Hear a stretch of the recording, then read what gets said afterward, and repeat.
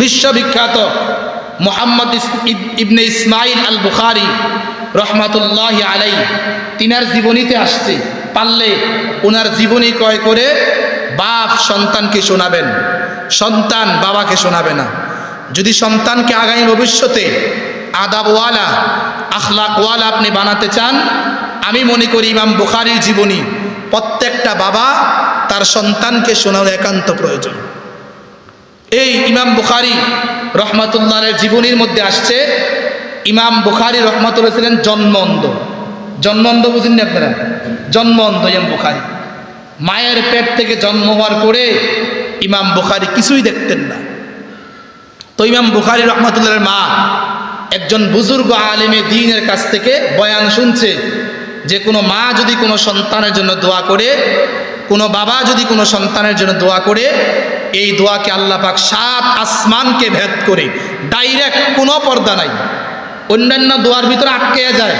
প্রথম আসমানে কিছু দোয়া লটকিয়ে থাকে, দ্বিতীয় আসমানে কিছু দোয়া লটকিয়ে থাকে, কিন্তু কোনো বাবা কোনো মা যদি কোনো সন্তানের জন্য দোয়া করে, এই দোয়ার ভিতরে কোনো বাধার ভিন্নতা নাই, ডাইরেক্ট আল্লাহ পাক কবুল করে নেয়।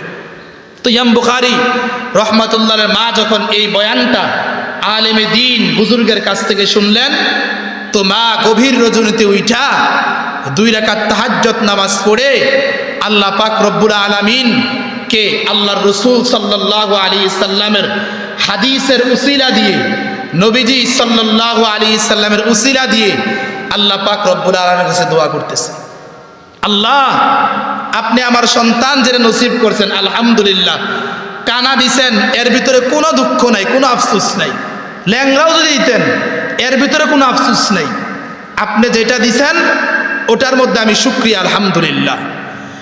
আল্লাহ আমার যেহেতু আপনার দেওয়ার ভিতরে কোনো অভিযোগ নাই, মা হিসাবে আমি আমার সন্তানের জন্য একটা জিনিস আপনার কাছে আবদার করি, আল্লাহ যে সন্তান দিয়েছেন তার যদি হাত 2টা আপনি নিয়ে যান আমার কোনো আফসোস নাই, তার যদি পা 2টা নিয়ে যান আমার কোনো আফসোস নাই, কিন্তু এই সন্তানটা আমার গর্ভের মধ্যে আসার পরে আমি চিন্তা করেছিলাম আমার এই সন্তানটা যখন ভূমিষ্ঠ হবে, যখন ধীরে ধীরে বড় হবে, আমি আমার এই সন্তানটাকে হাফিজুল হাদিস বানাবো, আমি আমার সন্তানটাকে হাফিজুল কোরআন বানাবো। আপনার কোরআনে কারীমের উসিলা করে, আমার এই পাক নিয়তের উসিলা করে আমার সন্তানের চক্ষুগুলাকে আপনি ফিরাইয়া দেন। মা যখন নাকি এই দোয়াটা